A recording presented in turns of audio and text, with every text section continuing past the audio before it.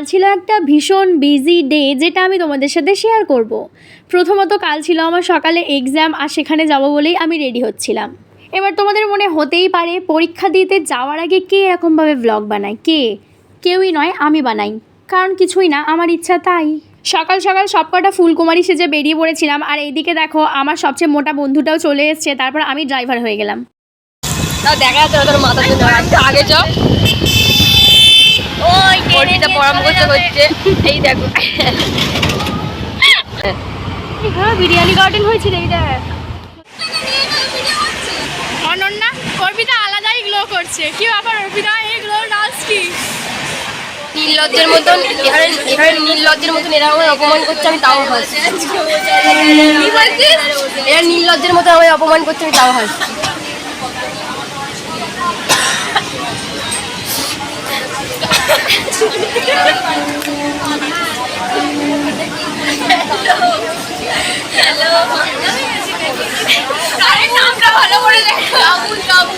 এ বাবা উল্টো বলে যাচ্ছে, বাংলায় লিখেছে।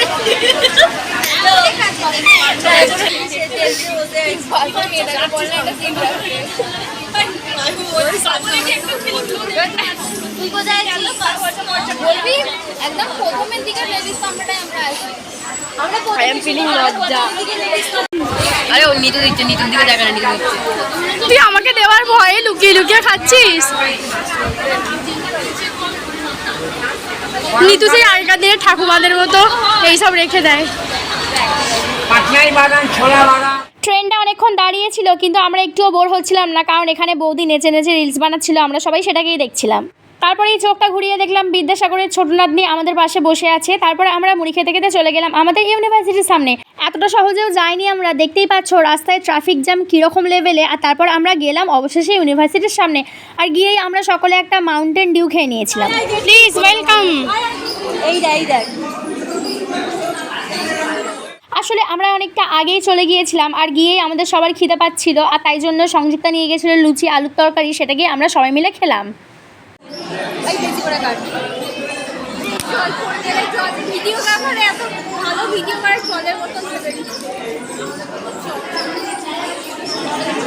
এখানে সংযুক্তা লুচি আলুর দমের সাথে দুটো মিষ্টিও নিয়ে গেছিলো, তাই পরীক্ষার আগে আমি সকলকে একটু মিষ্টিমুখ করে দিলাম, আর তারপর তো আমি নিজেও একটু মিষ্টিমুখ করে নিলাম। তারপরে আমাদের এক্সাম শেষ হয়ে গেল, মোটামুটি ভালোই হলো এক্সামটা, আর আমার বন্ধুরা চলে গেল বাড়িতে।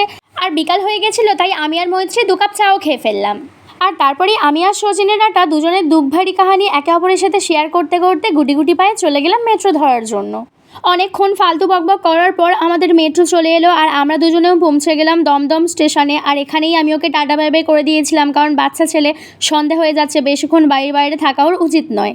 আর এইদিকে আমি আবারও একটা অটো ধরে নিয়েছি, আর অটোতে যা ভিড় ছিল তোমাদের কি বলবো, আমি একদম চিড়েচ্যাপ্টা হয়ে গেছিলাম। যাই হোক, তারপর তো চলে গেলাম মন জিনিসে, কারণ খিদে পেয়ে গেছিলো, সন্ধে হয়ে যাচ্ছিল।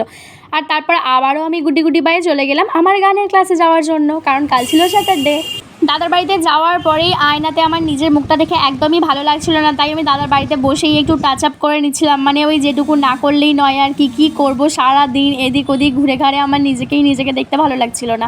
তারপরে আমার গানের ক্লাস কমপ্লিট হয়ে গেল, আর রাত 9:30টার সময় আমি চলে এলাম আমার পার্সোনাল র্যাপিডো করে বাড়িতে। তোমাদের আজকে ভিডিওটা কেমন লাগলো জানিও, আর ভিডিওটা যদি ভালো লাগে লাইক করতে একদমই ভুলো না। দেখা হবে তোমাদের সাথে পরে কোনো একটা ভিডিওতে। আর যদি তোমরা ইউটিউব থেকে দেখে থাকো তাহলে একটু সাবস্ক্রাইব করে দিও।